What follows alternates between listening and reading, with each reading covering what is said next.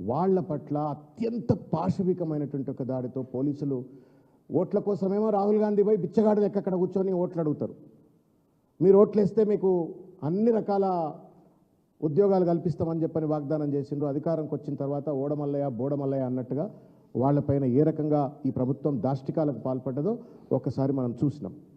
ఒక చిన్న పాట, అంటే ఇద్దరు ఆడపిల్లలు కలిసి పాడిన పాట ఒకసారి చూడండి. వాళ్ళు ఎంత పెట్టండి.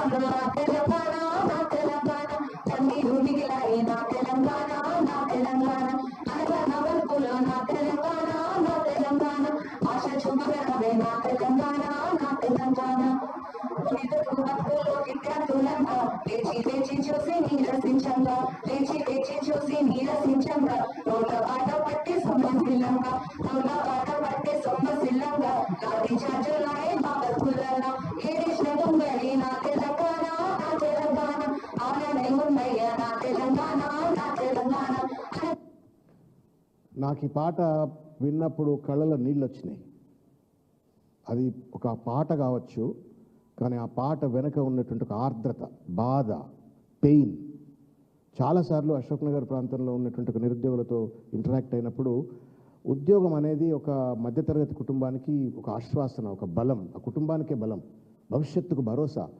అటువంటి ఉద్యోగానికి సంబంధించిన అంశం పట్ల ఈ ప్రభుత్వం అనుసరించినటువంటి దుర్మార్గమైనటువంటి అలసత్వం, నిర్లక్ష్యం, అణచివేత అది చూసి ఆ పిల్లలు ఆ పాట రూపంలో వ్యక్తీకరించారు. రేవంత్ రెడ్డి గారికి కానీ టీజీపీఎస్సీ చైర్మన్కి కానీ మనసు ఉంటే, మానవత్వం ఉంటే, మంచితనం ఉంటే వాళ్ళు కూడా నిరుద్యోగులుగా కొంతకాలం జీవితంలో ఉన్నారు అన్నటువంటి ఒక భావన గుర్తున్నట్టయితే వెంటనే వాళ్ళకి న్యాయం జరిపి ఉండాల్సి ఉండే. అట్లా చేయాల. మొట్టమొదలు రాహుల్ గాంధీ వచ్చి మోసం చేస్తాడు, రేవంత్ రెడ్డి మోసం చేస్తాడు, అశోక్ నగర్లో వాగ్దానం చేస్తారు, లాఠీలతో దుమ్ము కొడతారు, వాళ్ళను గొడ్లను బాదినట్టు బాదినరు, ఇష్టం వచ్చినట్టు కేసులు పెట్టినరు. ఆడ లేదు మొగ లేదు, ఏదో కాశ్మీర్లో పోలీసుల కవాతులు చేసినట్టుగా పోలీసుల కవాతులు చేసి వాళ్ళని అశోక్ నగర్లో అదిరించి బెదిరించే ప్రయత్నం చేసిండ్రు. అయినప్పటికీ కూడా పిల్లలు సరే జీవో 29 కొట్లాడినరు, కోర్టుల దాకా పోయినరు. సరే ప్రిలిమ్స్ ఎగ్జామ్ను కోర్టు ద్వారా మొత్తం నడిపించుకున్నారు. కనీసం మెయిన్స్ అన్నా సరిగ్గా కండక్ట్ చేస్తారంటే అది కూడా కండక్ట్ చేయకపోతే ఆ పిల్లల పాట. ఇక ఆఖరికి ఎంత నీచానికి పాల్పడ్డది ఈ ప్రభుత్వం అంటే, బాధ్యత లేకుండా ఉన్నది అంటే, ఒక్కసారి లాస్ట్ వీడియో ఒకసారి చూడండి.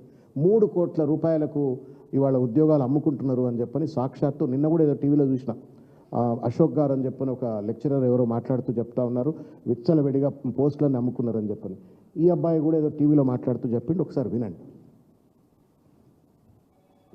ఎవిడెన్స్ నేను చూపించలేను, కానీ ఒకటి మాత్రం నిజం ఏంటి అంటే, ఒక మంత్రి దగ్గరికి ఒక అభ్యర్థి వేరే ద్వారా వెళ్ళినప్పుడు డిప్యూటీ కలెక్టర్ పోస్ట్ గురించి మాట్లాడినప్పుడు ఆ అభ్యర్థి ఏమన్నాడంటే, సార్ ఎంత ఖర్చు అవుతుంది మా అబ్బాయికి రావడానికి గురించి అంటే 50 లక్షలు అని ఈ అబ్బాయి అడిగాడట. సార్ 50 లక్షల వరకు నేను ఇచ్చుకోగలుగుతున్నాను.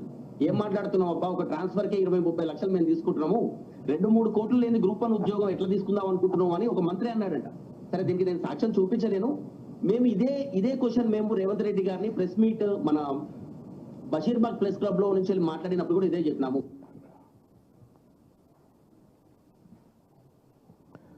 ఈ వీడియో చూసి మీరు ఏమనుకుంటారో చెప్పండి. చెప్పు తీసుకొని కొట్టాలనిపిస్తుంది ప్రభుత్వంలో ఉన్న వాళ్ళ, చెప్పు తీసుకొని కొట్టాలనిపిస్తూ ఉంది. ఈ వేదిక నుండి, ఒక పత్రికా సమావేశానికి వేదిక నుండి పరుషమైన భాష మాట్లాడకూడదు, కానీ మీరు ఎన్నికలప్పుడు వాగ్దానం చేస్తారు, వచ్చిన తర్వాత లాఠీలతో కొడతారు, కనీసం కోర్టులో ఆశ్రయించైనా సరే జీవో 29 లాంటి దాన్ని ఎదుర్కోవాలని చెప్పిన ప్రయత్నం చేస్తే దాన్ని పెద్ద పెద్ద లాయర్లను వకీళ్లను పెట్టి మీరు న్యాయం జరగకుండా అడ్డుకునే ప్రయత్నం చేస్తారు. ఆఖరికి మెయిన్స్ ఎగ్జామ్ అన్నా సరిగ్గా కండక్ట్ చేస్తారంటే దాన్ని సరిగ్గా కండక్ట్ చేయక ఇవాళ కోట్ల రూపాయలకు ప్రభుత్వ ఉద్యోగాలు, గ్రూప్ 1 ఉద్యోగాలు అమ్ముకునేటువంటి ఒక దుర్మార్గానికి పాల్పడుతున్నారు అంటే నైతికంగా ఒక్క క్షణం కూడా ఈ ప్రభుత్వానికి అధికారంలో ఉండేటువంటి ఒక అర్హత లేదు. పిల్లల భవిష్యత్తును తాకట్టు పెట్టి అమ్మకం పెట్టేటువంటి ఒక వేలంపాట వేసే వెధవలకు అధికారంలో ఉండేట ఒక హక్కు ఎక్కడిది అని చెప్పని అడుగుతా ఉన్నాం. ఇది కోపంతో రాజకీయంతో మాట్లాడతలే, బాధతో మాట్లాడుతూ ఉన్నాం.